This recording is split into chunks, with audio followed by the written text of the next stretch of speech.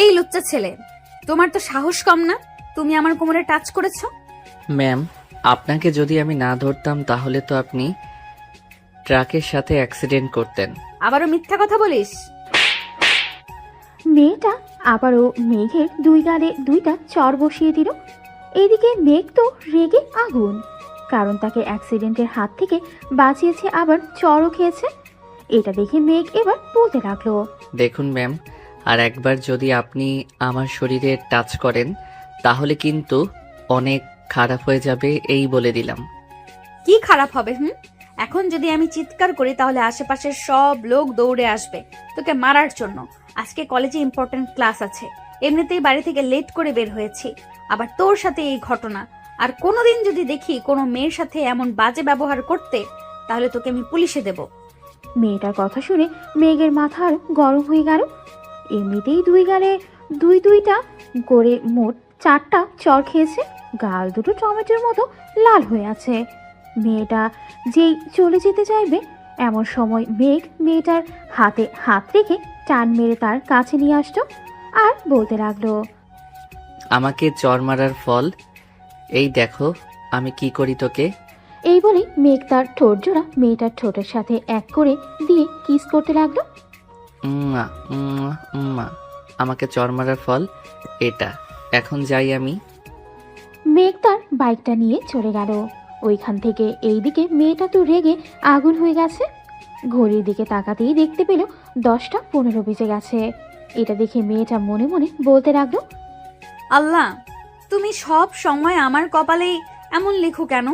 এমনিতেই আজকে ঘুম থেকে উঠতে দেরি হয়ে গেছে, আবার এই ছেলেটা আমার সঙ্গে এইসব ছি ছি ছি, ভাবতেই অবাক লাগতেছে। আজকে মনে হয় না আর ক্লাস টেস্টটা দিতে পারবো। এই বলে মেয়েটা দৌড় দিল ভার্সিটির উদ্দেশ্যে। 5 মিনিটের মধ্যে মেয়েটা চলে গেল ভার্সিটিতে। ক্লাসরুমের সামনে দাঁড়িয়ে হাঁপাচ্ছে আর বলতেছে, স্যার, আসতে পারি? আরে মায়া, তুমি আজকে এত দেরি করলে কেন? তাড়াতাড়ি ভিতরে আসো, পরীক্ষা শেষ হতে আরো 15 মিনিট বাকি আছে। স্যার, ঘুম থেকে উঠতে দেরি হয়ে গেছে। আচ্ছা, এই নাও প্রশ্ন, আর খাতা লেখা শুরু করো। মায়া স্যারের কাছ থেকে প্রশ্ন আর খাতা নিয়ে লেখা শুরু করলো। চলুন এখন পরিচয়টা সেরে ফেলা যাক। এখন যে পরীক্ষা দিচ্ছে এই হচ্ছে আমাদের গল্পের নায়িকা। নাম হচ্ছে সুমাইয়া তাসনিম মায়া। সবাই তাকে মায়া নামেই চিনে। এই কলেজের গুড গার্ল সে। মায়া এবার অনার্স 2য় বর্ষের ছাত্রী। এখন গল্পে ফেরা যাক, আস্তে আস্তে সব জানতে পারবেন।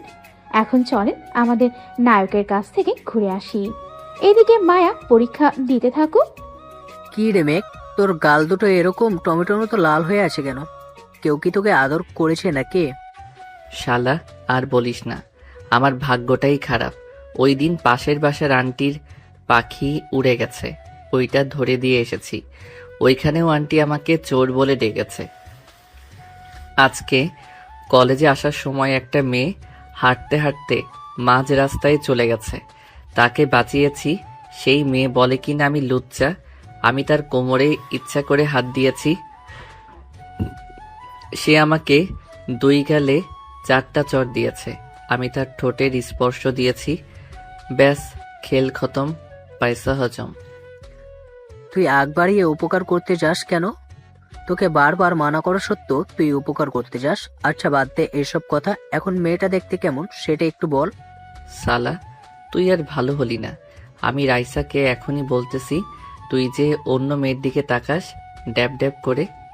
জানিস ওই তো রাইসা আমার কথা কতটুকু বিশ্বাস করে। হয়েছে দোস্ত, আর বলতে হবে না। এখন চল ক্যান্টিনে গিয়ে তোর গালে কিছুক্ষণ বরফ ডলতে থাকি, তাহলে তোর গাল আরো ফুলে যাবে। চল যাই। মেঘ আর রাফি চলে গেল ক্যান্টিনে। চলুন এবার আমাদের নায়কের পরিচয় পর্বটা সেরেই ফেলি।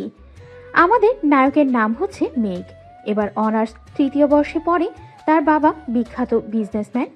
তারা 2 ভাই বোন। মেঘের পরিচয়টা তো এতটুকু থাক, আবার পরে জানতে পারবেন সব কিছু। মেঘ আর রাফি ক্যান্টিনে বসেই 2 গালে বরফ টলতেছে। এদিকে মায়া তার পরীক্ষা শেষ করে তার সব ফ্রেন্ডদের নিয়ে চলে আসলো ক্যান্টিনে। চেয়ারে বসতেই মায়ের বান্ধবী মারিয়া বলতে লাগলো, আচ্ছা মায়া, তুই কি কোনো দিনও শুধরাবি না? আমি প্রতিদিন তোকে ফোন দিয়ে ঘুম থেকে উঠিয়ে কলেজে আনি। আজকেও কতগুলো ফোন দিয়েছি, ঘুম থেকে তো উঠেছিস, তাহলে দেরি হলো কেন কলেজে আসতে? এই দিকে তো পরীক্ষায় ডাব্বা মেরে কান্না করবি। আর বলিস না মারিয়া, এক ছেলে রাস্তার মধ্যে আমার কোমর জড়িয়ে ধরেছিল। ওইখানে ছেলেটার গালে কয়েকটা চড় মারার পর যেই চলে আসতে যাব তখন ছেলেটা আমাকে টান মেরে তার বুকের সাথে লাগিয়ে জড়িয়ে ধরে লিপকিস করেছে। ওই ছেলেকে যদি আর একবার পাই তাহলে আমি তাকে খুন করব। যা হবার হয়ে গেছে, এখন এসব ভুলে যা। কি খাবি বল? যা ইচ্ছা অর্ডার দে, তোরা যেটা খাবি আমিও সেটাই খাবো। ঠিক আছে, অর্ডার দিতেছি। মারিয়া 4 জনের জন্য কফি অর্ডার করে দিল। এইদিকে মেঘ তার গালে কিছুক্ষণ বরফ ডলার পর গালের ফোলাটা একটু কমলো। এটা দেখে রাপি বলতে লাগলো, মেঘ চল দোকান থেকে কিছু খেয়ে আসি, খুব ক্ষুধা লাগছে। শালা পেটুক কোথাকার, তাড়াতাড়ি চল গিয়ে খেয়ে আসি, না খেলে তো আবার কান্না করবে তোর পেট। হা হা হা, এমনিতেই 5 জনের খাবার একলা সাবার করে দিস তুই। থাক, যাইতে হবে না, আমি কিছু খাবো না, তুই একাই গিয়ে খেয়ে আয়। আরে চল, আমি তো মজা করছিলাম তোর সাথে, তুই সিরিয়াসলি নিস কেন সব কিছু? তুই যা, আমি খাবো না কিছু। আচ্ছা তুই বস এইখানে, আমি গিয়ে আবার নিয়ে আসতেছি দুজনের জন্য। আর তুই এক কাজ কর, ইমন আর ইমতিয়াজকে ফোন দিয়ে বলে দে চলে আসার জন্য এইখানে। ঠিক আছে, তুই যা। মেঘ চলে আসলো দোকানের সাথে। মেঘকে দেখে দোকানের ছোট ছেলেটা বলতে লাগলো, কি মেঘ ভাইয়া, তোমার গালগুলা এত ফুলা ফুলা কেন? কোনো মেয়ে চুমা দিছে নাকি? রবিন, তুই পিচ্ছি মানুষ, তুই এইসব বুঝবি না। একটা সিগারেট আর কফি দিয়ে আয় আমাদের টেবিলে। সিগারেটের কথা শুনে মায়া পিছনে তাকাতেই দেখে মেঘ দাঁড়িয়ে আছে। মেঘকে দেখে মায়া তো রেগে আবার আগুন হয়ে যায়। মায়ার এমন রাগান্বিত মুখ দেখে রাইসা বলতে লাগলো, আরে বান্ধবী, আবার কি হলো? এভাবে রেগে যাচ্ছিস কেন তুই? অবশেষে কিনা আমি সিগারেট খোরের চুম্মা খেলাম। ওয়া থু থু, আজকে তো আমি এটাকে পুলিশে দেব। তোরা বস এইখানে। এই বলে মায়া চেয়ার থেকে উঠে মেঘের সামনে দাঁড়াতেই মেঘ তার মুখের ভেতরে থাকা সমস্ত সিগারেটের ধোঁয়া মায়ার মুখের ওপর ছেড়ে দিল। এইদিকে মায়া কাশতে শুরু করলো। কিছুক্ষণ পর মায়া কিছুটা স্বাভাবিক হয়ে মেঘের শার্টের কলার চেপে ধরে বলতে লাগলো, কলেজে সিগারেট খাওয়া এলাও না, তুই জানিস না? আজকে তোকে প্রিন্সিপাল স্যারের কাছে নিয়ে যাব, চল আমার সাথে। এই মেয়ে, তোমার তো সাহস কম না? একে তো আমার শার্টের কলার চেপে ধরেছ, আবার বলতেছো প্রিন্সিপালের কাছে নিয়ে যাবে। রাস্তায় কিন্তু বেশি কিছু করি নাই, তোমার ভাগ্য ভালো। এখন যদি বেশি করো তাহলে কিন্তু। তাহলে কি? তাহলে কি আমাকে ভয় দেখানো হচ্ছে? আমি তোমার এইসব ফাও কথায় ভয় পাই না, বলে দিলাম। মায়া, কলারটা ছেড়ে দে বলতেছি। তুই মেঘ ভাইয়াকে চিনিস না, উনি যা বলে তাই করে। এখন আল্লাহ ভালো জানে তোর কি অবস্থা হয়। রাইসা, তুইও আমাকে চিনিস না, আমি রেগে গেলে কি করতে পারি। এই তোকে বলেছি না আমার সাথে আসতে। মেঘ মায়ার হাত ছাড়িয়ে নিল তার কলার থেকে। আস্তে আস্তে মায়ার দিকে এগিয়ে যাচ্ছে। এদিকে মায়াও পিছিয়ে যাচ্ছে আর বলতেছে, দেখো, আমি কিন্তু তোমাকে ভয় পাই না বলে দিলাম। ভয় পাও না? তাহলে পিছনে যাচ্ছ কেন? এক জায়গায় দাঁড়াও, দেখি তোমার কত বড় সাহস এই মেঘ চৌধুরীর শার্টের কলার ধরার। আজ পর্যন্ত এই কলেজে আমার সাথে গলা উঁচু করে কেউ কথা বলতে পারে নাই, সেইখানে তুমি আমার শার্টের কলার ধরেছ। এই বলতেছে আর মায়ার দিকে ক্রমশ এগিয়ে যাচ্ছে। এদিকে মায়াও পেছনে যেতে যেতে এক পর্যায়ে দেওয়ালের সাথে লেগে পড়ে। এদিকে মেঘ আবারও মায়ার কোমর জড়িয়ে ধরে এক হাতে, এটা দেখে তো ক্যান্টিনে থাকা সবাই হতবাক হয়ে যায়। এক হাতে কোমর জড়িয়ে ধরেছে, আরেক হাতে মায়ার চুলের মুঠি ধরেছে, যাতে কিস করার সময় মায়া নড়াচড়া কম করতে পারে। আস্তে আস্তে মেঘ তার ঠোঁট জোড়া মায়ার ঠোঁটের সাথে চেপে ধরে ললিপপের মতো চুষতে থাকে। কিছুক্ষণ চষার পর মেঘ একটু জোরেই মায়ার ঠোঁটের মধ্যে কামড় বসিয়ে দেয়। মায়ার সাথে সাথে চিৎকার করে ওঠে। আহ! মায়ার চিৎকার শুনে মেঘ মায়াকে ছেড়ে দিয়ে ওইখান থেকে চলে যায়। এইদিকে মায়ার ঠোঁট থেকে ক্রমশ রক্ত বের হতে থাকে। মায়া তার হাত দিয়ে ঠোঁট চেপে ধরে দৌড়ে চলে যায় ওয়াশরুমে। কিছুক্ষণ কুলি করার পর রক্ত পড়াটা বন্ধ হয়। আয়নার সামনে দাঁড়িয়ে ঠোঁটটা দেখতে লাগলো মায়া। বেশ খানিকটাই কেটে গেছে। এদিকে রাইসা, মারিয়া, শারমিন, নিপা চলে আসলো ওয়াশরুমে। এসে দেখে মায়া দাঁড়িয়ে আছে। মায়াকে দেখে রাইসা বলতে লাগলো, কেন তুই মেঘ ভাইয়ার শার্টের কলার ধরতে গেলি? এখন দেখলি তো কি হয়েছে তোর অবস্থা। আগে কখনোই মেঘ ভাইয়াকে কোনো মেয়ের সাথে এমন করতে দেখি নাই, তোর সাথে এমন করতেছে কেন বুঝতেছি না। এই খচ্চর বেটা সকালেও রাস্তায় এমন করেছে, আবার ক্যান্টিনেও এমন করেছে। এখন দেখ আমার ঠোঁট কতটা কেটে গেছে। বেশ ভালো হয়েছে, তোকে এতবার বারণ করার পরও তুই ওনার শার্টের কলার থেকে হাত ছাড়িস নাই। এখন বুঝ কেমন হয়। হ্যাঁ, এখন আমি খাবার খাবো কি করে? এই খচ্চর বেটার জন্য আমি খাবারও খেতে পারবো না। যা হবার হয়ে গেছে, এখন চল তোকে রিকশায় তুলে দিয়ে আসি। ওইদিকে রাফি আবার আমার জন্য অপেক্ষা করতেছে। তুই চলে যা, আমি একাই যেতে পারবো। মারিয়া চল প্রিন্সিপাল স্যারের কাছে, এই খচ্চর বেটার নামে একটা বিচার দিয়ে আসি। কোনো কিছুই করবে না প্রিন্সিপাল স্যার, কারণ এই কলেজে প্রত্যেকটা স্যার ভালো করে জানে মেঘ ভাইয়ের আচরণ কেমন। সো বেশি কিছু করিস না, হিতে আবার দেখবি তোর উপর বিপদ আসবে। আমি যা বলছি তাই কর। বাড়িতে গিয়ে একটু মলম লাগিয়ে নে, না হলে খাবার তো দূরে থাক, অন্য কিছুই খেতে পারবি না। মায়া আর কিছু না বলেই চলে গেল বাড়িতে। এদিকে মেঘ বসে আছে রাফির সামনে। মেঘকে দেখে হাসি খুশি মনে হচ্ছে। এটা দেখে রাফি বলতে লাগলো, কি ব্যাপার মেঘ, মেয়েটাকে তো কিস করলে? দেখলাম মেয়েটার ঠোঁট থেকে রক্ত পড়তেছে, বেশ ভালো করে লিপ কিস করেছিস। আর বলিস না, এমনিতেই আমার শার্টের কলারে কোনো ছেলে ধরলে আমার রাগ 390% হয়ে যায়। আবার এটা তো মেয়ে, সকালের রাগটা এমনিতেই যায় নাই এই মেয়ের উপর থেকে। আবার সিগারেট খাচ্ছিলাম দেখে মেয়েটা এসে আমাকে বলতেছে চল প্রিন্সিপাল স্যারের কাছে যাব। এখন দেখ কেমন লাগে। প্রিন্সিপাল তো দূরে থাক, এই কলেজের কোনো স্যার আমার কিছুই করবে না। ওই মেয়েটা হয়তো জানে না। দুইবার লিপ কিস করেছিস, আবার এখন ক্যান্টিনে করছিস, এটা তো অনেকেই দেখছে। এখন যদি কারো কানে যায় তাহলে বুঝতে পারছিস কি হতে পারে। তবে মামা, মেয়েটা কিন্তু বেশ সুন্দরী, তোর সাথে ভালোই মানিয়েছে। দূর শালা, এসব মেয়ে আমার জন্য কিছুই না। এর চেয়ে কত সুন্দর সুন্দর মেয়ে আমার পিছনে লেগে আছে আমাকে বিয়ে করার জন্য। আর তুই বলতেছিস এই মেয়ের কথা? কথার দাম নেই তাই তো কিছু বলি না। এখন খাবারটার দাম ঠিক দিয়ে দে, আমি রায়সাকে নিয়ে রুম ডেট করতে যাব। ঠাস ঠাস ঠাস শালা, এরপর একবার রুম ডেটের কথাটা যদি আমার সামনে বলিস তাহলে তোর খবর আছে। বাড়িতে বললে কি হয়? আমার বাড়িতে বলেছি, আব্বু আম্মু রায়সার বাড়িতে গিয়েছিল, কিন্তু রায়সার আম্মু আব্বু মানা করে দিয়েছে। আমি রায়সাকে ছাড়া কোনো ভাবতেই থাকতে পারবো না। দোষ, প্লিজ তুই কিছু একটা কর। তাই বলে রুম ডেট করবি? রাইসা কোথায়? রাইসাকে ফোন দিয়ে বল আসার জন্য। আমি রাইসার সাথে কথা বলতেছি, দেখি রাইসা কি বলে। ভাইয়া আমি চলে এসেছি, বলেন কি বলবেন। রাফি তোমার সাথে রুম ডেট করতে চাই, এখন তুমি কি চাও? ভাইয়া বাসা থেকে মেনে নিতেছেন না। রাফি আমাকে রুম ডেটের কথা বলে নাই, আমি রাফিকে রুম ডেটের কথা বলেছি। আমার পেটে বেবি হলে নিশ্চয়ই বাসা থেকে মেনে নিবে, আমি জানি। রাফি তো একটা ভালো ছেলে, তাহলে তোমার আব্বু আম্মু মেনে নিল না কেন? এটা জানো না নাকি? আমি কিছুই জানি না ভাইয়া, আমি রাফিকে ছাড়া বাঁচবো না, আপনি কিছু একটা করেন। এটা জানো নাকি? ঠিক আছে, আমি দেখছি কি করা যায়।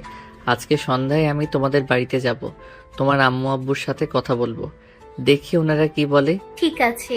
আর ভাইয়া সরি, মায়া আপনার শার্টের কলার ধরার জন্য। মায়া হয়তো একটু বেশি রাগী, কিন্তু ওর মনটা অনেক ভালো। কেমন ভালো তা তো দেখলাম, রাস্তায় ওনাকে অ্যাক্সিডেন্টের হাত থেকে বাঁচিয়েছি, আর উনি আমাকে 2 গালে চড় তো মেরেছে, আবার আমাকে বলেছে লুচ্চা। আপনার গাল কিন্তু এখনো টমেটোর মতো লাল হয়ে আছে। রাফি তোর গার্লফ্রেন্ডকে নিয়ে আমার সামনে থেকে যা তো, কখন জানি তোদের দুইজনের উপর ঝাঁপিয়ে পড়ি আমি। একটা কথা ভাইয়া, মায়ের সাথে কিন্তু আপনাকে মানিয়েছে বেশ, আর কিসটা কিন্তু দারুণ ছিল। এই বলে রাইসা হাসতে হাসতে রাফিকে নিয়ে চলে গেল ওইখান থেকে। এইদিকে মেঘ তার বাইকটা নিয়ে চলে আসলো বাসায়। কলিং বেল দিতেই তার বোন এসে দরজা খুলে দিল। মেঘকে একবার ভালোভাবে পর্যবেক্ষণ করে বলতে লাগলো, ভাইয়া, আজকে তোমাকে দেখে মনে হচ্ছে অনেক খুশি খুশি। আর এখন কয়টা বাজে? মাত্র 12টা। তুমি তো প্রতিদিন 3টার পর আসো, আজকে আগে আসার কারণ কি? আমি কি আমার বাড়িতে আসতে পারি না নাকি? কলেজে ভালো লাগছিল না তাই চলে এসেছি। আর তুই এত প্রশ্ন করতেছিস কেন? তুই পিচ্চি মানুষ, পিচ্চির মতো থাকবি। তা তো থাকবই আমি। এখন কথা হচ্ছে, তোমার গাল দুটো এত বড় বড় হয়ে আছে কেন? আর 2 গালে 5 আঙ্গুল করে দাগ বসা। কেউ কি তোমাকে আদর করেছে নাকি? মার্জিয়া, এখন কিন্তু তোকে মারবো অনেক। তুই অনেক পাকা পাকা কথা বলতে শিখে গেছিস। ওরে আমার উত্তম পুরুষ, তুমি আমার কাছে যাই লুকাও না কেন, এই পিচ্চির চোখ ফাঁকি দিতে পারবে না কখনোই। আগে বলো, আমার ভাবি দেখতে কেমন? তোর আবার ভাবি আসলো কোথায় থেকে? যার ঠোঁটে লিপ কিস করেছো সেই তো আমার ভাবি, তাই না? এখন ফটাফট বলে ফেলো, আর না বললে তো নতুন সিরিয়াল আছেই। আব্বু, আব্বু, তুমি কোথায়? দেখে যাও ভাইয়া কি করেছে। এই মার্জিয়া, চুপ চুপ, ওই বলতেছি। এই তো লাইনে এসেছো, এখন বলে ফেলো ফটাফট। ওইটা তোর ভাবি না, জাস্ট মিস্টেক। তবে তোর ভাবি হলে মন্দ হয় না। মেয়েটা দেখতে অনেক সুন্দর, তোর মতোই কিউট আছে অনেক। তা চলবে। তাহলে চলবে। এখন যাও, ফ্রেশ হয়ে আসো। বাসায় কেউ নেই, আব্বু আম্মু অফিসে গেছে। আচ্ছা, তুই একটু বস, আমি ফ্রেশ হয়ে আসতেছি এখন। এই বলে মেঘ চলে গেল ফ্রেশ হতে। মার্জিয়া হচ্ছে মেঘের ছোট বোন, বয়স তার 13। মার্জিয়া বসে বসে গেম খেলতেছে ফোনে। বেশ কিছুক্ষণ পর মেঘ আসলো নিচে। 2 জন মিলে দুপুরের খাবার খেয়ে নিল। খাওয়া দাওয়া শেষ করে বসে টিভি দেখতেছে। এমন সময় মেঘের ফোনটা বেজে উঠল। তাকিয়ে দেখে রাফি ফোন দিয়েছে। কলটা রিসিভ করতে ওই পাশ থেকে রাফি বলতে লাগলো, মেঘ কোথায় যাচ্ছিস? একটু নদীর পাড়ে আয় তো, সবাই এসেছে এখানে। আচ্ছা, আমি আসতেছি, 10 মিনিট অপেক্ষা কর। এই বলে মেঘ ফোনটা কেটে দিয়ে মার্জিয়াকে বলে চলে গেল বাহিরে। বাইকটা নিয়ে সোজা চলে আসলো নদীর পাড়ে। এসে দেখে সবাই বসে আছে। সবাইকে দেখে মেঘ বলতে লাগলো, কি ব্যাপার, সবাই এইখানে বসে আছো যে? কলেজে কোনো সমস্যা হয়েছে নাকি? না ভাই, তেমন কোনো সমস্যা হয়নি। তবে আমাদের কলেজের সবাই বলতেছে যে একটু ঘুরতে যাবে। এখন আমরা তো আর আপনাকে না বলে কিছু ব্যবস্থা করতে পারি না, তাই আপনার রাফি ভাইকে ফোন দিয়ে বলেছিলাম, উনি আমাদের এইখানে ডেকেছে। এখন ট্যুরে যাবে তোমরা সবাই? জি ভাই।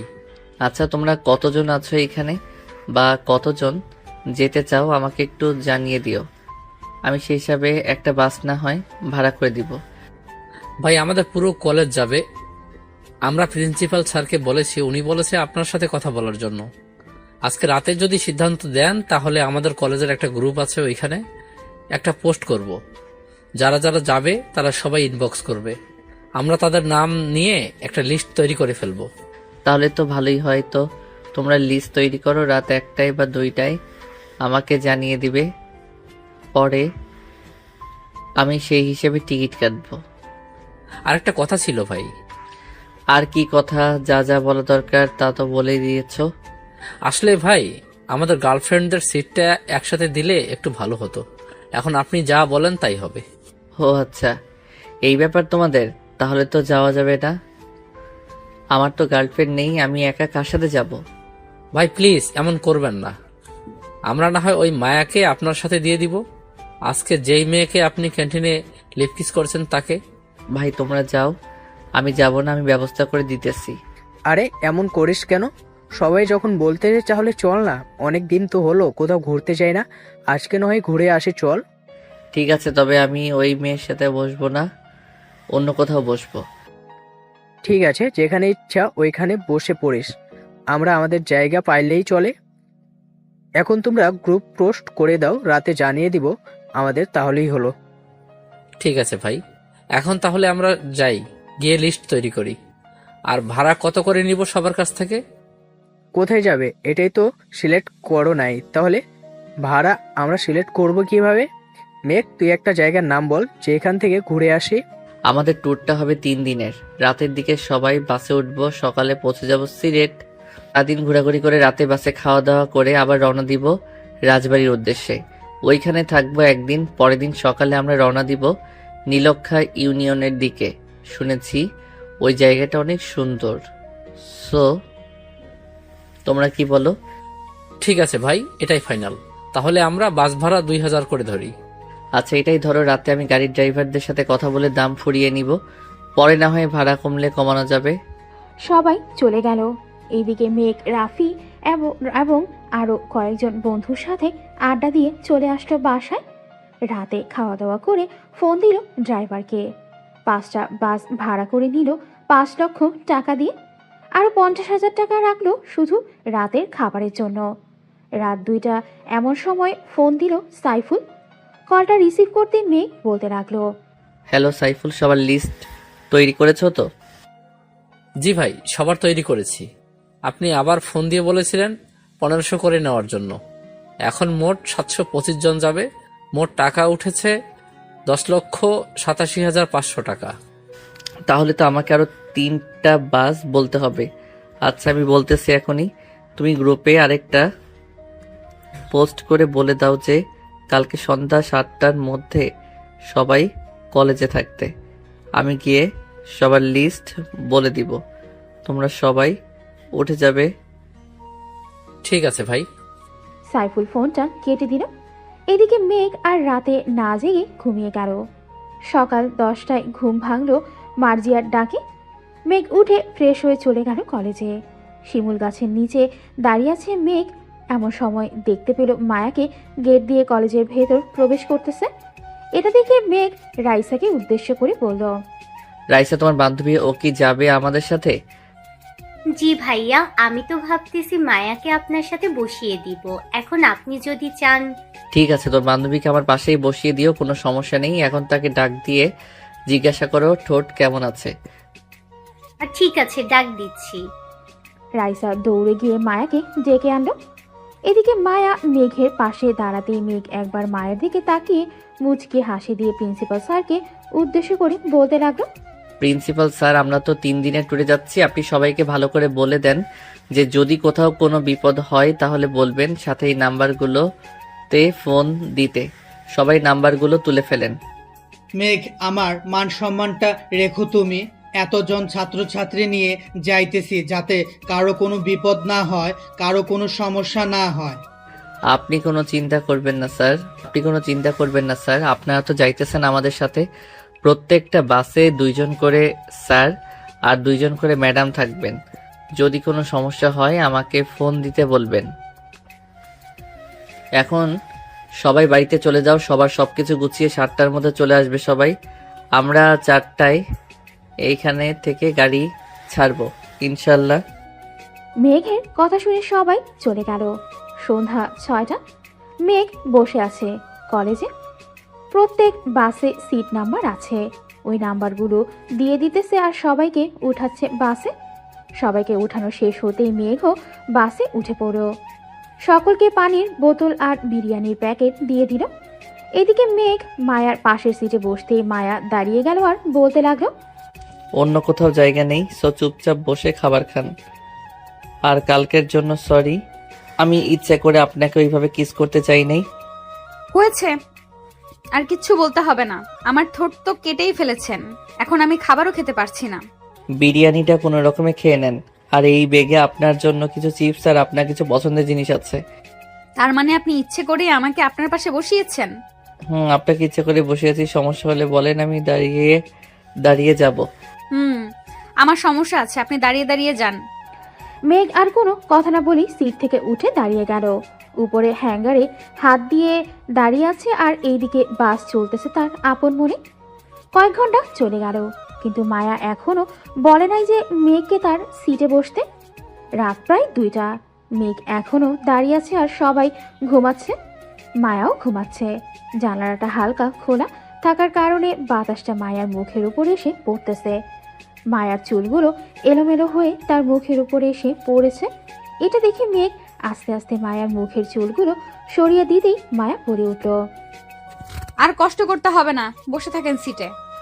মায়ার মুখের কথা শুনে মুখ থতমত খেয়ে গেল আর বলতে লাগলো, আপনি এখনো ঘুমান নাই?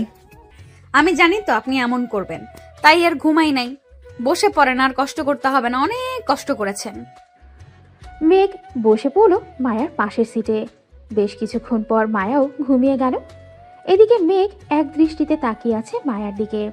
বাতাসে মায়ার চুলগুলো উঠতেছে। জ্যোৎস্না মাখা চাঁদের আলো মায়ার মুখের ওপরে পড়তেই আরো বেশি সুন্দর লাগছে মায়াকে। মেঘ আস্তে আস্তে মায়ার ঠোঁটের দিকে ক্রমশ এগিয়ে যাচ্ছে।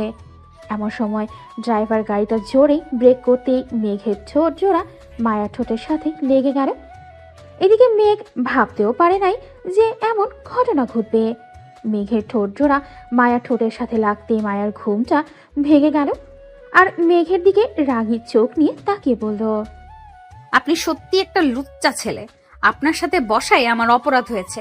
কালকে আর আপনার পাশে বসবো না। সরি, আসলে একদম চুপ, আর কোনো কথা শুনতে চাই না। মায়া মেঘের গালে চড় মারতেই মেঘ উঠে দাঁড়িয়ে গেল আবার আগের মতো।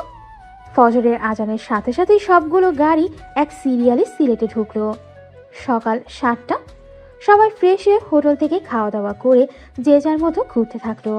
এদিকে মেঘ বসে আছে, কারণ সে এই জায়গায় আরো কয়েকবার এসেছে আর তাই বাইরে যায় নাই, বাসের মধ্যেই ঘুমাচ্ছে। এদিকে মায়া, মারিয়া, শারমিন তিনজন একসাথে ঘোরাঘুরি করতেছে। ঘোরাঘুরি করতে করতে মারিয়া মায়াকে উদ্দেশ্য করে বলতে লাগলো, কিরে মায়া, তোকে দেখে মনে হচ্ছে তুই কারোর উপর অনেক রেগে আছিস, মুখ লাল হয়ে আছে। আর বলিস না, একটা লাফাঙ্গা লুচ্চা ছেলেকে আমার পাশে বসিয়েছে। সে রাতে আবারও আমার ঠোঁটে চুমু খেয়েছে। হয়তো মেঘ ভাইয়া তোকে পছন্দ করে, তাই এমন করে। সে পছন্দ করলেও আমি কখনোই তাকে পছন্দ করব না। সে 1 নম্বরের লুচ্চা। কেন যে মেঘ ভাই আমাকে পছন্দ করলো না? আমাকে পছন্দ করলে যা চাইতো আমি তাই দিতাম ওনাকে। তাহলে তুই বসে পড়িস আমার সিটে, রাতে ভালো করে আদর করে দিস তোর এই লুচ্চা ক্রাশকে। কিন্তু শিট, চেঞ্জ করা যাবে না। যেখানে বসেছে ওইখানেই বসে থাকতে হবে। চেঞ্জ করা গেলে তো আমি কবেই চলে যেতাম তার কাছে। হয়েছে, এই টপিক বাদ দিয়ে এখন চল কিছু ছবি তুলে নেই। সবাই ছবি তুলতে লাগলো। দুপুর 2টা বাজতেই নদী থেকে গোসল করে মেঘ সবার জন্য রান্না বসিয়ে দিল। এদিকে সকল ম্যাডামরা মেঘকে হেল্প করতেছে। 6টার মধ্যেই রান্না শেষ হতেই সবাই বাসে বসে পড়ল। মেঘ সবার জন্য হিসেব করে সবগুলো বাসে খাবার দিয়ে আসতো। দোকান থেকে একটা সিগারেট নিয়ে খেতে খেতে চলে আসতো বাসের সামনে। প্রিন্সিপাল স্যারকে বলে মেঘ চলে গেল 4 নাম্বার বাসে, কারণ আজকে আর মায়ার সাথে বসবে না। মেঘকে না দেখতে পেয়ে রাইসা বলতে লাগলো, কি রে মায়া, মেঘ ভাইয়া আসলো না যে? তুই কি ওনাকে কিছু বলেছিস কি? আমি কি বলতে যাব, আমি কিছুই বলি নাই। আর উনি কোথায় আমিও জানি না। প্রিন্সিপাল স্যার, মেঘ ভাইয়া তো এখনো আসেন নাই, বাস তো ছেড়ে দিচ্ছে। মেঘ 4 নাম্বার বাসে আছে। মায়া, তোমার পাশে বসবে আয়শা। ঠিক আছে স্যার। রাতে সবাই খাওয়া দাওয়া শেষে বসে আছে। এদিকে মেঘ তার সিটে বসে গেম খেলতেছে। রাত প্রায় 12টা। মায়া কি যেন একটা জিনিস মিস করতে লাগলো, কিন্তু সে বুঝতে পারছে না। এদিকে মেঘ জানালার কাছে বসে বাতাস খেতে খেতে ঘুমিয়ে গেল। রাজবাড়ি আসতেই মেঘ সবাইকে সকালের নাস্তা করিয়ে দিয়ে পুরো রাজবাড়িটা ঘুরিয়ে দেখালো। আজকে একবারও মেঘ মায়ার দিকে তাকায়নি। এদিকে মায়া বারবার মেঘের দিকে তাকাচ্ছে। সে কি করতেছে সবকিছু দেখতেছে। সন্ধ্যা হয়ে আসতেই মেঘ আবারও সবাইকে নিয়ে বাসে উঠে পড়ল।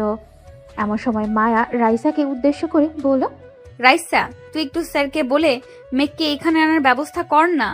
আজকে কেন ভাইয়াকে লাগবে?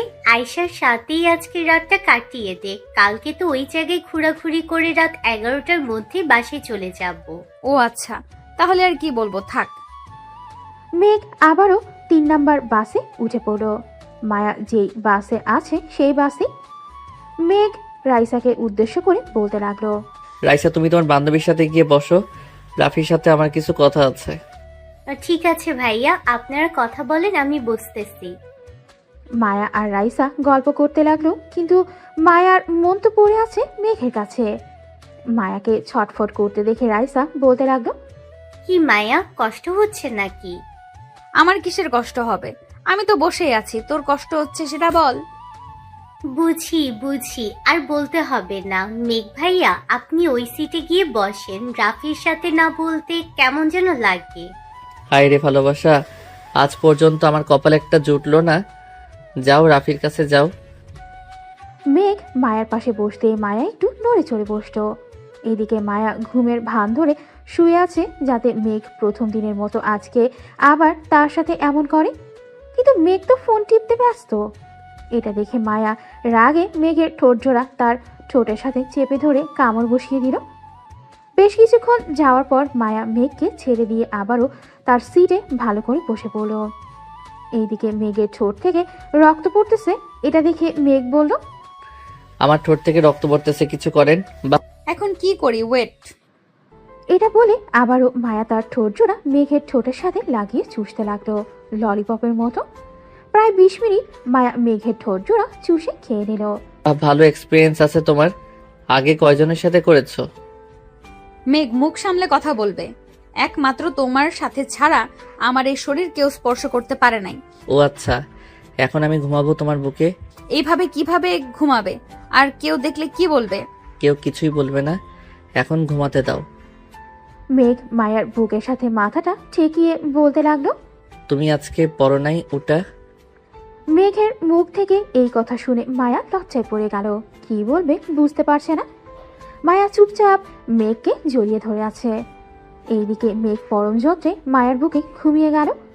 ফজরের আজান দিতেই মায়ার ডাকে ঘুম ভাঙলো মেঘের। মেঘ, ফজরের আজান দিতেছে, উঠো। উঠতেছে, একটা চুমু দাও। মায়া মেঘের পুরো মুখে অনেকগুলো কিস করলো।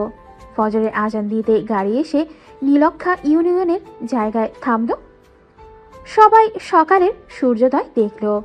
মেঘ বিভিন্ন জায়গায় ঘুরিয়ে ঘুরিয়ে দেখাতে লাগলো সবাইকে। দেখা দেখি শেষ করে দুপুরে খাবার খেয়ে আবার উঠে পড়লো বাসে। রাত 9টা বাজতেই গাড়ি এসে থামলো আজিমপুর কলেজ গেটের সামনে। মেঘ সবার সিট নাম্বারগুলো নিয়ে সবাইকে গাড়িতে উঠিয়ে দিল, যাতে সবাই বাড়িতে চলে যেতে পারে। ড্রাইভারদের 6,25,000 টাকা দিয়ে দিল মেঘ। মেঘ, এখন বাসায় যা, বাকি যা টাকা থাকবে কালকে হিসাব করে সবাইকে দিয়ে দেওয়া হবে, কি বলিস? আমিও এটাই ভাবতেছি। তবে প্রিন্সিপাল স্যারের সাথে কালকে কথা বলে নেই, উনি কি বলে তাও তো শুনতে হবে, তাই না? চল, তোকে বাড়িতে দিয়ে আমি ওই দিক দিয়ে চলে যাব। তোর যেতে হবে না, আমি একাই যেতে পারবো, তুই যা। মেঘ চলে গেল বাসায়। ফ্রেশ হয়ে রাতে খাওয়া দাওয়া করে বসে আছে সোফায়। এমন সময় মেঘের আম্মু আর মার্জিয়া এসে মেঘের পাশে বসে বলতে লাগলো, মেঘ, লেখাপড়া তো করতেছিস, তোর আব্বুর অফিসও তো মাঝে মধ্যে সময় দিতে পারিস কি? তাহলে তোর আব্বু কিছুটা সময় রেস্ট করতে পারবে। আম্মু, এই বছরটা শেষ হোক, নতুন বছর থেকে আমি দেখাশোনা করব। আর মার্জিয়া, রাত হয়েছে অনেক, ঘুমাতে যা। আর একটু পর ঘুমাবো, তুমি ঘুমাতে যাও। যাচ্ছি। মেঘ চলে গেল ঘুমোতে। সকাল 7টায় মেঘের ঘুম ভাঙল ফোন কলের শব্দে। ঘুম ঘুম চোখে কলটা রিসিভ করতে ওই পাশ থেকে প্রিন্সিপাল বলল, মেঘ, তুমি একটু তাড়াতাড়ি কলেজে আইসো তো, কথা আছে তোমার সাথে। ঠিক আছে স্যার, আমি এখনই আসতেছি, আপনি কলেজে আসেন। ঠিক আছে, আসো। মেঘ ফ্রেশ হয়ে কিছু না খেয়ে চলে গেল কলেজে। গিয়ে দেখে প্রিন্সিপাল স্যার তার কেবিনে পায়চারি করতেছে। প্রিন্সিপাল স্যারকে পায়চারি করতে দেখে মেঘ বলল, কি হয়েছে স্যার? আপনি এই পাশ থেকে ওই পাশে যাইতেছে, আবার এই পাশে আসতেছেন কেন? কি সমস্যা হয়েছে নাকি? মেঘ, সকালে আমার কাছে একটা ফোন কল এসেছে থানা থেকে, একটা লাশ পাওয়া গেছে। আমার তো খুব চিন্তা হচ্ছে, ওইটা আমাদের কলেজের ছাত্রী না তো? না স্যার, আমাদের কলেজের ছাত্রী না। আমি নিজে একজন ছাত্র, আমি নিজে একজন করে সবাইকে গাড়িতে তুলে দিয়েছি। আর ছাত্রছাত্রী আসলেই বোঝা যাবে, যদি কেউ কম থাকে তাহলে না হয় আমরা গিয়ে দেখে আসব। আপনি এত চিন্তা করবেন না। আর আমাদের কাছে 4,15,000 টাকা আছে, এই টাকাগুলো কি করব? সবাইকে দিয়ে দেব না আমাদের কলেজের ফান্ডে জমা করে রাখবেন। যদি কেউ সাহায্য চায় পরে তাকে দিবেন। ছাত্রছাত্রী আসুক, এরপর দেখা যাবে ওদের সাথে আলোচনা করে। আর তুমি দেখো তো 725 জন এর মধ্যে কত টাকা করে পড়ে। স্যার 572 টাকা করে পড়ে। তাহলে তো অনেক টাকা। এখন সবার সাথে কথা বলে দেখি ওরা কি বলে। জি স্যার, কথা বলেন, আমি ক্যান্টিন থেকে আসতেছি। মেঘ চলে গেল ক্যান্টিনে। হালকা পাতলা নাস্তা করে চলে আসলো শিমুল গাছের নিচে। ঘড়ির দিকে তাকিয়ে দেখে সকাল 10টা বাজে। সবাই কলেজে প্রবেশ করতে লাগলো। 12টায় মেঘ সবাইকে নিয়ে চলে গেল হলরুমে। প্রিন্সিপাল স্যারের হাতে মাইক দিয়ে বলতে লাগলো, মেঘ, স্যার টাকার বিষয়টা নিয়ে আলোচনা করে ফেলেন। প্রিয় ছাত্রছাত্রী, আমরা 3 দিনের ট্যুর শেষ করে আসলাম গতকালকে। তোমরা আমাদের যা টাকা দিয়েছো, গাড়ি ভাড়া, খাবার খবর সব দিয়ে আমাদের কাছে আরও 4,15,000 টাকা রয়েছে। এখন তোমরা যদি বলো আমরা এই টাকাগুলো আমাদের কলেজের ফান্ডে জমা করে রাখবো, এই টাকা দিয়ে গরিবদেরকে সাহায্য করতে পারবো, বা আমাদের কলেজের কোনো স্টুডেন্ট এর যদি কোনো সমস্যা হয় তাহলে আমরা টাকাগুলো দিয়ে তাকে সাহায্য করতে পারবো। আর যদি বলো তোমাদেরকে টাকা ফেরত দিয়ে দিতে, তাহলে তোমরা সবাই 772 টাকা করে পাবে। এখন তোমরা যেটা বলবে সেটাই হবে। স্যার, এই টাকাগুলো আমাদের কলেজের ফান্ডে রেখে দেন। আমরা 2,000 টাকা দিয়ে ঘুরতে যেতে পারবো। 500 টাকা গরিবকে দিতে পারবো না, তা হতে পারে না। টাকাগুলো ফান্ডে রেখে দেন। ধন্যবাদ তোমাদের। আর তোমরা এখন বাড়িতে চলে যাও, রেস্ট করো 2-1 দিন। আমরা কয়েকদিন 1টা পর্যন্ত ক্লাস করিয়ে ছুটি দিয়ে দেব। প্রিন্সিপাল স্যারের কথা শেষ হতেই সবাই এক এক করে চলে গেল বাসায়। এইদিকে মায়া অপেক্ষা করতেছে মেঘের জন্য। মেঘ বাহিরে আসতেই মায়া বলল, কি ব্যাপার লুচ্চা মশাই? কলেজে তো বেশ সাধু সাধু ভাব নিয়ে থাকেন, আমার কাছে আসলেই কেন লুচ্চামি শুরু করেন? তোমার কাছে করব না তো কার কাছে করব? ওই শারমিনের কাছে। আমার কাছ থেকে যেতে পারলে তো করবি অন্যজনের সাথে। চল এখন কোথায় থেকে ঘুরে আসি। ঠিক আছে চলো। মেঘ মায়াকে নিয়ে চলে আসলো একটা সুন্দর কফি শপে। দুইজন বসে গল্প করতেছে আর কফি খাচ্ছে। মেঘ, আমি তোমাকে ভালোবেসে ফেলেছি এই কয়দিনে। মাত্র তো 5 দিন হলো। এই 5 দিন এত ভালোবাসা আসলো কোথায় থেকে? এখন যদি আমি তোমাকে ছেড়ে দেই, তোমার সাথে যোগাযোগ না করি, তাহলে কি করবে তুমি? সোজা তোমার বাড়িতে গিয়ে উঠবো। আর কি করব? পরে তোমার আম্মুর কাছে বলবো যে তুমি আমাকে ধর্ষণ করেছো, আমার ঠোঁটে চুমু খেয়েছো, আমার বুকে মাথা রেখে ঘুমিয়েছো। সি সি সি, তুমি তো দেখি ঘাটতারা মাইয়া। আল্লাহ কেন যে তোমার সাথে দেখা করিয়ে দিল। আমি যে তোমার কপালে জুটেছি এটাই অনেক। তোমার মতো লুচ্চা বেটাকে কে বিয়ে করবে বলো তো? কেন শারমিন করবে বিয়ে? হা হা হা হা। মেঘ এই কথাটা বলতেই মেঘের ঠোঁটে আবারও মায়া কামড় দিতে থাকে। বেশ কয়েকবার কামড় দিতেই মেঘ মায়ার শরীরে হাত দিল। এত নরম কেন এটা? লুচ্চা বেটা, হাত কয় দাও, হাত কিন্তু ভেঙে দিব। হ্যাঁ, বললেই হলো নাকি? আমার জিনিসে তুমি হাত দিবে আর আমি তোমাকে ছেড়ে দিব নাকি? মেঘ মায়ার সাথে কিছুক্ষণ দুষ্টুমি করে মায়াকে তার বাসায় নামিয়ে দিয়ে চলে গেল বাড়িতে। কলিং বেল দিতেই মেঘের আব্বু এসে দরজা খুলে দিল। মেঘ তার আব্বুকে ভীষণ ভয় পায়। আব্বু, তুমি এই সময় বাড়িতে? কাজ নেই তা বাড়িতে? তুই মধুমিতা কফি শপে এগিয়ে গেছিলি তাই না রে? তোমাকে কে বললো আমি মধুমিতা কফি শপে গিয়েছিলাম? যাই বলুক না কেন, এইসব কি? মেঘের দিকে ফোনটা এগিয়ে দিয়ে বলল। মেঘ যে মায়াকে জড়িয়ে ধরে বসেছিল ওই পিকটা কে যেন তুলে তার বাবার কাছে পাঠিয়েছে। কফি শপে বসে আছিস, এইসব করা হচ্ছে তাই না? ভালো ভালো, আমিও এক সময় এনেছিলাম। মেঘের কাছে হাত রেখে তার বাবা কথাটা বলল। এইদিকে মেঘ তো ভয়ে শেষ হয়ে যাচ্ছিল। তার বাবার মুখে এমন কথা শুনে মুখে কিছুটা দীর্ঘ নিঃশ্বাস ফেলে বলল, আসলে আব্বু, মেয়েটাকে আমি। আর বলতে হবে না, বুঝে গেছি আমি। কালকে একবার নিয়ে আসিস তো দেখবো আমরা। পরে না হয় তুই বিজনেসম্যানটাকে কিছু বুঝে নিস, তখন বিয়েটা দিয়ে দেব। ঠিক আছে আব্বু, এখন যাই তাহলে আমি। মেঘ চলে গেল তার রুমে। ফ্রেশ হয়ে খাওয়া দাওয়া করে সোফায় বসে টিভি দেখতেছে। এমন সময় মার্জি এসে কানে কানে মেঘকে বলতে লাগলো, ভাইয়া, নিচে ভাবি এসেছে। তুমি যার পিক দেখিয়েছিলে সে। এইখানে আসলো কি করে? আমি জানি না, তবে আমার কাছে একটা প্ল্যান আছে। সেটা হচ্ছে আমি তাকে বলবো না আমি তোমার বউ। সে দেখি কি বলে। তুমি ঘরে গিয়ে লুকিয়ে পড়ো। ঠিক আছে, তাহলে তুই থাক, আমি যাই এখন। মেঘ তার রুমে গিয়ে লুকিয়ে পড়ল। এদিকে মার্জিয়া দরজা খুলতে দেখে মায়া দাঁড়িয়ে আছে। মায়াকে না চেনার ভান করে বলতে লাগলো, কে আপনি? কার কাছে এসেছেন? মেঘ বাসায় আছে নাকি? ওর সাথে একটু দরকার ছিল। আমার জামাইয়ের সাথে আপনার কি দরকার? আর আপনাকে তো আগে কখনোই এই ভাষায় দেখি নাই আসতে বা যাইতে। আপনার জামাই মানে বুঝলাম না, কি বলতেছেন আপনি? মেঘ বিবাহিত, আগে তো জানতাম না। আগে জানলে কি করতেন? আর যা বলার আমাকে বলেন, আমি আমার বরকে বলে দেব। কিছু না, এমনি এসেছিলাম। আচ্ছা আমি এখন যাই, মেঘ বাসায় আসলে আমার কথা বইলেন। ঠিক আছে, যান তাহলে। মায়া চলে গেল। এদিকে মার্জিয়া তো বেশ খুশি। দরজাটা লাগিয়ে দিয়ে দৌড়ে চলে আসলো মেঘের রুমে। এসে দেখে তার ভাইয়া ফোনে কার সাথে যেন কথা বলতেছে। মার্জিয়াকে দেখে ফোনটা রেখে দিল মেঘ, আর বলতে লাগলো, কি যে মায়া চলে গেছে নাকি? যেই ডোজ দিয়েছি আমি, দেখবে আজকে সারা রাত কান্না করবে তোমার জন্য। কালকে হয়তো তোমার ওপর দিয়ে ঝড় যাবে, দেখে নিও। মার্জিয়ারে, তুই তো আমাকে বাস খাইয়া দিলি, এখন সে আমাকে ভুল বুঝবে। আমি গেলাম মায়ের কাছে। কোথাও যাইতে হবে না, গড়েই বসে থাকো, আমি গেলাম এখন। মার্জিয়া তার ভাইয়ার রুম থেকে বের হওয়ার সময় দরজাটা লাগিয়ে দিয়ে যায়, যাতে তার ভাইয়া ঘর থেকে বের না হতে পারে।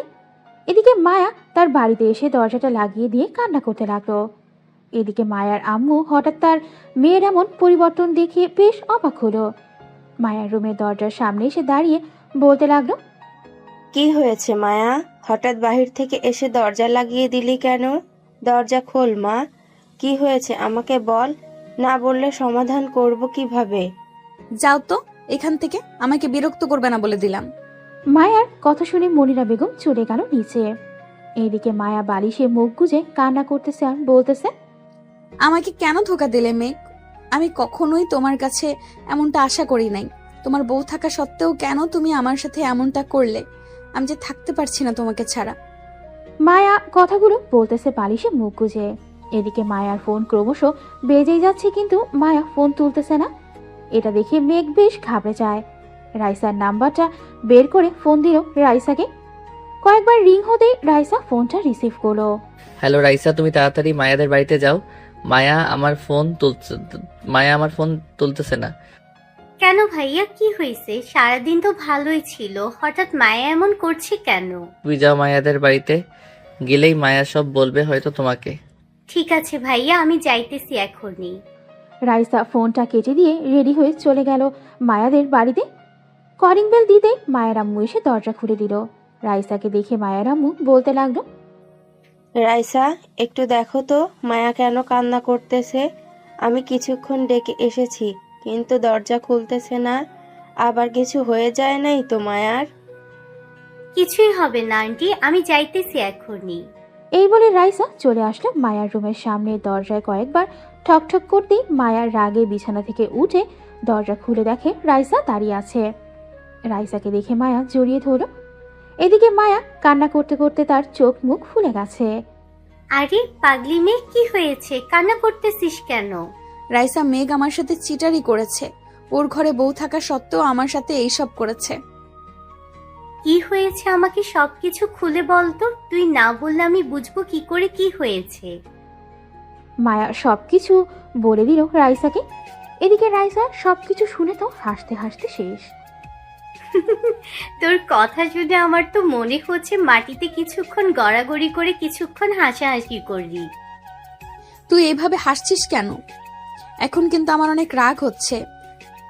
আরে যে তোকে বলেছে মেঘের বউ, ওইটা হচ্ছে মেঘের ছোট বোন। খুব পাকা পাকা কথা বলে। একদিন তো আমার সাথেও এমন করেছে। তার মানে ওইটা মেঘের ছোট বোন? ওইটা মেঘের ছোট বোন। ওই দেখ, মেঘ আমাকে সব বলেছে ভয়েস করে। এভাবে কান্না করে নাকি কেউ চোখ মুখ ফুলিয়ে ফেলেছিস। যা ফ্রেশ হয়ে আয়। আসতেছি। তুই একটু বস, তোর সাথে কথা আছে। ওরা ভাই বোন যখন আমার সাথে গেম খেলেছে, আমরা দুইজনও তাদের সাথে গেম খেলবো। ঠিক আছে, যা ফ্রেশ হয়ে আয়, আমি বসে আছি। মায়া চলে গেল ফ্রেশ হতে। ফ্রেশ হয়ে বাহিরে এসে দুইজন একটা প্ল্যান করলো। দুইজন কি প্ল্যান করলো এটা না হয় আমরা পরেই জানতে পারবো। গল্পের সাথেই থাকুন। এখন যাই তাহলে। মায়া, তুই প্ল্যান মোতাবেক চলে আসিস। ঠিক আছে রাইসা। রাইসা চলে গেল তার বাড়িতে। এদিকে মায়া খাওয়া দাওয়া করে তার রুমে এসে কিছু ড্রেস একটা ব্যাগে ভরে নিল। এদিকে মনিরা বেগম মায়ার রুমের সামনে আসতেই দেখে মায়া ব্যাগ গোছাচ্ছে। এটা দেখে মনিরা বেগম বলতে লাগলো, কি রে মায়া, কি হয়েছে? তুই ব্যাগ গুছাচ্ছিস কেন? কোথাও যাবি নাকি? আম্মু, তোমার মেয়ের জামাইকে আনতে যাচ্ছি। তোমার মেয়ের জামাই আমাকে খুব কাঁদিয়েছে, তাই আমিও তোমার মেয়ের জামাইকে কাঁদাতে চাই। যা করবি বুঝে শুনে করবি, কিন্তু হিতে আবার বিপরীত না হয়। ঠিক আছে আম্মু, তুমি আব্বুকে বলে রেখো যাতে আমার জন্য চিন্তা না করে। আমি কিছুদিন পরেই চলে আসব।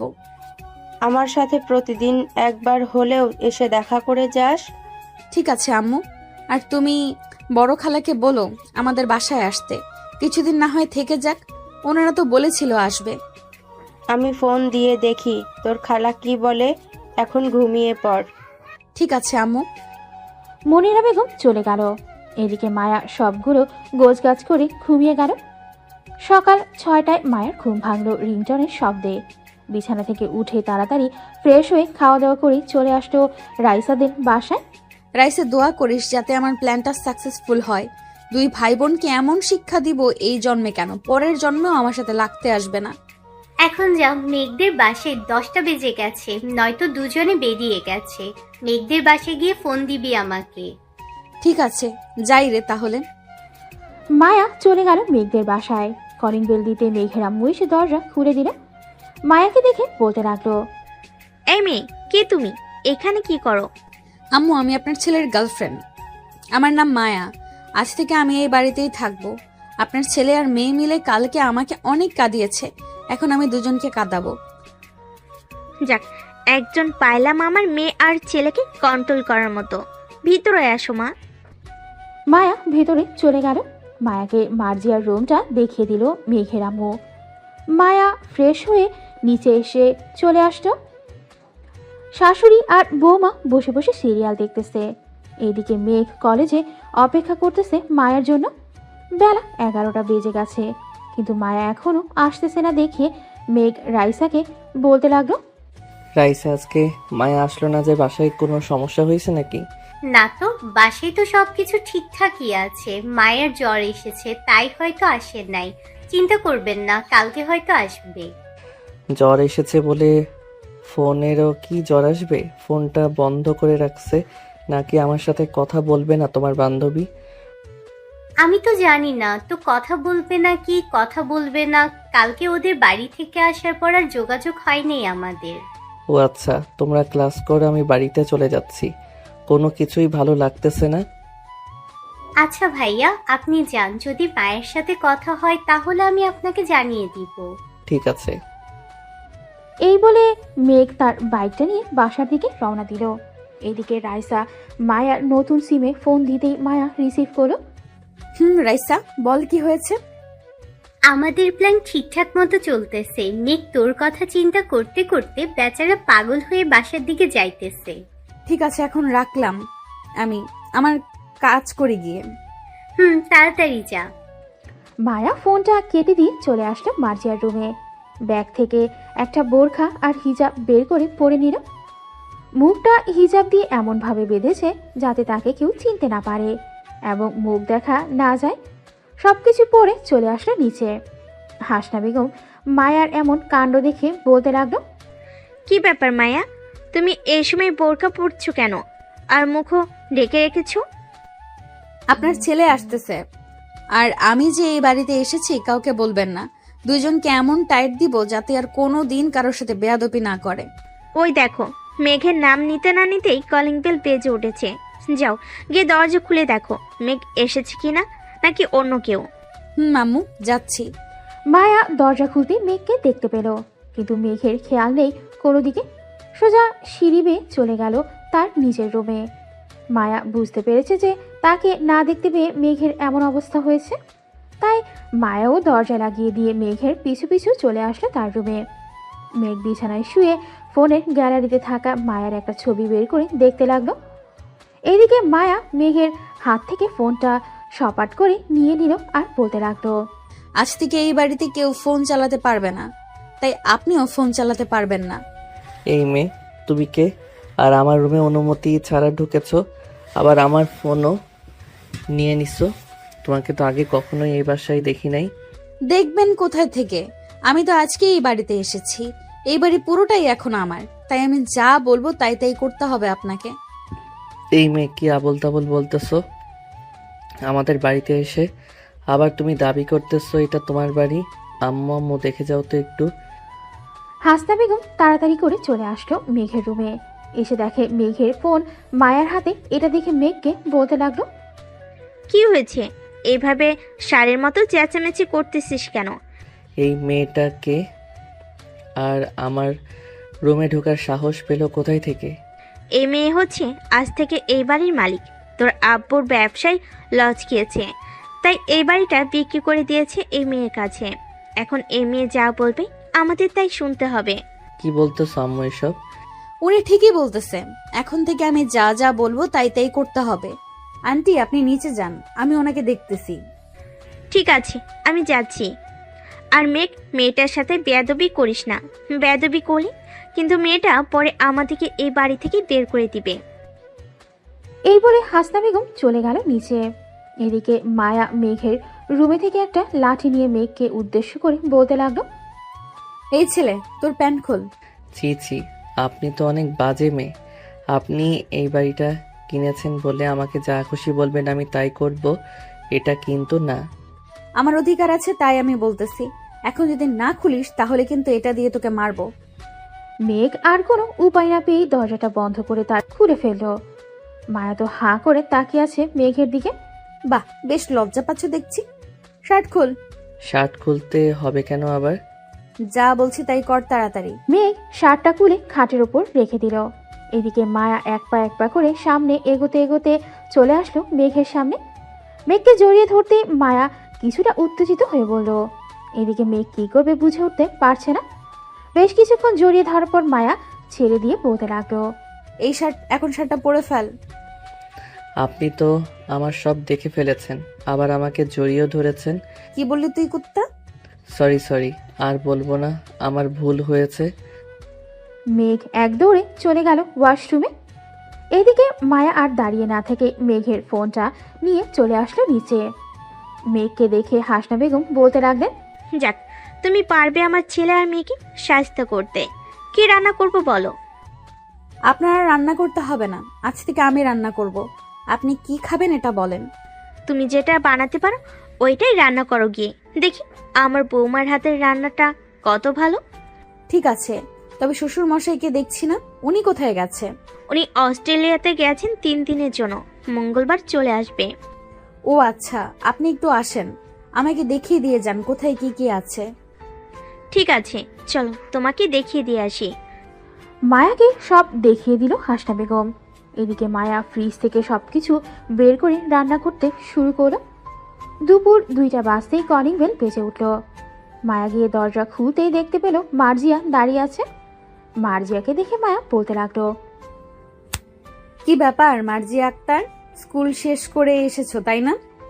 এতক্ষণ তোমার জন্যই অপেক্ষা করছিলাম। ভেতরে আসো, ভেতরে আসো। আপনাকে তো চিনলাম না, আপনি কে? ধরে নিতে পারো আজ থেকে আমি এই বাড়ির মহারানী। এখন থেকে তোমরা আমার প্রজা। আম্মু, এই মেয়েটা কে? আমাকে এইসব বলতেছে কেন? আজ থেকে উনি এই বাড়ির মালিক।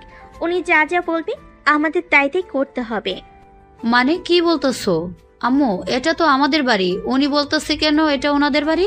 উনি এই বাড়িটা কিনে ফেলেছে, তাই এটা ওনার বাড়ি, আমাদেরকে থাকতে দিয়েছে। ভাইয়া, আম্মু এসব কি বলতেছে? উনি নাকি আমাদের থেকে এই বাড়ি কিনে নিয়েছে। আব্বু ব্যবসায় লস খেয়ে এই বাড়িটা বিক্রি করে দিয়েছে, তাই আর কি আমাদের ওনার কথা মানতে হবে। মার্জিয়া আর কিছু না বলে চলে গেল তার রুমে। এদিকে মায়াও মার্জিয়ার পিছু পিছু চলে আসলো রুমে। মায়াকে দেখে মার্জিয়া বলতে লাগলো, আপনি আবার এই রুমে এসেছেন কেন? এটা আমার রুম। আজ থেকে এটা আমার রুম, তুমি পাশের রুমে চলে যাও। আমি এই রুম থেকে যাব না, থাকতে হলে দুজন থাকবো, আর আমাকে থাকতে না দিলে এই রুমে কেউ থাকতে পারবে না। ঠিক আছে, তাহলে দুইজন এই রুমেই থাকবো। আপনার নাম কি, আর আপনাকে কি বলে ডাকবো আমি? আমার নাম সুমাইয়া। আজ থেকে আমাকে ভাবি বলে ডাকবে তুমি। আমার ভাইয়া কি আপনাকে বিয়ে করেছে যে আমি আপনাকে ভাবি বলে ডাকবো? বিয়ে করতে কতক্ষণ? আমি চাইলে আজকেই বিয়ে করতে পারবো। সো আমার সাথে বেশি কথা বলবে না, যাও ফ্রেশ হয়ে আসো, খাবার খাবে। আপনি তো মেয়ে, তাহলে মুখ ডেকে রেখেছেন কেন? হিজাবটা খুলে ফেলেন, আমি আপনাকে দেখব। আমাকে দেখতে হবে না, যখন সময় হবে তখন ঠিক দেখতে পারবে। এখন যা বলতেছি তাই করো, তাড়াতাড়ি খাবার খেতে আসো তোমার ভাইকে নিয়ে। মায়া চলে গেল নিচে। বেশ কিছুক্ষণ পর মার্জি আর মেঘ চলে আসলো খাবার টেবিলে। মেঘ খাবার খাচ্ছে আর মায়ার দিকে তাকাচ্ছে। এদিকে মায়া হিজাবের ভেতরে মিট মিট করে হাসতেছে আর মনে মনে বলতেছে, চান্দু, আমার সাথে পাঙ্গা নিতে এসেছো। আমি কি জিনিস তুমি এখনো বুঝতে পারো নাই। যখন ধরবো তখন ঠিক জায়গায় ধরবো, এই দিকে সেই দিকে ধরবো না। সবাই খাওয়া দাওয়া করে চলে যেতে মায়াও খাবার খেয়ে নিল। দেখতে দেখতে রাত হয়ে গেল।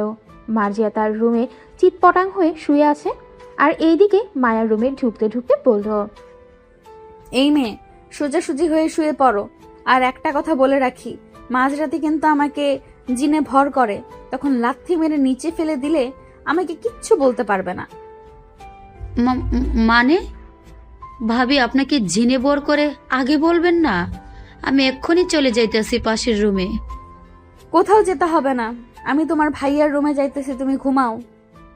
ভাইয়ার রুমে গিয়ে কি করবেন? কি করব, তোমার ভাইকে থস। এই বলে মায়া চলে আসলো মেঘের রুমে। এসে দেখে মেঘ লাইট নিভিয়ে ঘুমিয়ে আছে। মায়া ফোনের ফ্ল্যাশ লাইট জ্বালিয়ে ঘরের কাট আউটটা খুলে রেখে দিল, যাতে মেঘ অন্ধকারেও তার মুখ না দেখতে পারে আর লাইটও না জ্বালাতে পারে। এইদিকে মায়া তার হিজাব আর বোরখাটা খুলে টেবিলের ওপর রেখে দিয়ে আস্তে আস্তে মেঘের ওপর শুয়ে পড়ল। মেঘের ঠোঁটে চুমু খেতে লাগলো বারবার। এদিকে মেঘ তার ঠোঁটে কারো পরশ পেয়ে ঘুমটা ভেঙে গেল। হাতের নাগালে সুইচটা টিপ দিতে দেখতে পেল লাইট জ্বলতেছে না। এটা দেখে মেঘ কিছুটা ভয় পেয়ে বলতে লাগলো, কে কে কে আপনি? আমার উপর থেকে নামেন বলতেছি। এই চুপ, বেশি কথা বললে এখন কিন্তু ছুরিটা তোর গলায় চালিয়ে দিব। শুয়ে আছিস, শুয়ে থাক। মায়া আস্তে আস্তে মেঘের শার্ট প্যান্ট খুলে ফেললো। এইদিকে মেঘও কম যায় কিসের। আস্তে আস্তে মায়ার ঠোঁটে কিস করতে করতে মায়ার শরীরের বিভিন্ন স্থানে কিস করে মায়াকে আরো উত্তেজিত করে ফেললো। মিস সুমাইয়া ওরফে মায়া, তুমি ভাবছো আমি তোমাকে চিনব না? আমি তোমার চোখ আর কথা শুনে বুঝে ফেলেছি তুমি আমার মায়া। এখন আদর করব না? এই বলে মেঘ যেই উঠে যেতে যাবে, এমন সময় মায়া টান মেরে মেঘকে তার উপরে ফেলে দিল আর বলতে লাগলো, আমাকে যখন উত্তেজিত করেছো তখন আদর না করলে তো আমি ছাড়ছি না তোমাকে। এখন বেশি কথা না বলে আদর করা শুরু করো তো। মেঘ আর থাকতে না পেরে আদর করা শুরু করলো মায়াকে। ও মা গো, মরে গেলাম গো, এই কুত্তা তাড়াতাড়ি বের কর। তুমি তো বলেছো আদর খাবে, তাই তো। মায়া কিছুক্ষণ চুপ করে থাকার পর মেঘ আবারও শুরু করলো আদর। কয়েক ঘন্টা আদর করার পর মেঘ মায়ার বুকের উপর শুয়ে পড়ল। দুজনে ক্লান্ত হয়ে শুয়ে আছে। এদিকে মায়া মেঘের চুলে বিড়ি কেটে দিচ্ছে আর বলতেছে, মেঘ, এখন তো তুমি আমার সাথে শারীরিক সম্পর্ক করেছো, এখন যদি বেবি হয়ে যায় আমাকে যদি তুমি আর বিয়ে না করো? দূর পাগলি মেয়ে, এখন আদর করেছি এখনই বেবি হবে নাকি? বেবি হতে হতে 1 বছর সময় লাগবে। আর আমি তোমাকে সামনের মাসেই বিয়ে করব। কাল থেকে অফিসে জয়েন করে সব কিছু বুঝে নিব, এরপর না হয় বিয়ে। আর তোমার বোনকে আমি এমন শিক্ষা দিব, এখন দেখবে তোমার বোন আমার পিছু লাগবে না আর কখনোই। থাক মার্জিয়া, ছোট মানুষ, সে একটা ভুল করে ফেলেছে, মাফ করে দাও তাকে। ঠিক আছে, এখন তাহলে ঘুমাও। দুইজন কাপড় পরে একে অপরকে জড়িয়ে ধরে ঘুমিয়ে গেল। সকাল 7টা দুইজনের ঘুম ভাঙলো মার্জিয়ার ডাকে। ভাইয়া, ভাইয়া উঠো, কলেজে যাবে না? তোমার ভাইয়া কলেজে যাবে না, অফিসে যাবে আজকে। কথাটা বলতে বলতেই মায়া দরজাটা খুললো। মায়াকে দেখে তো মার্জিয়া ভূত দেখার উপক্রম। মায়া ভাবি, আপনি এইখানে?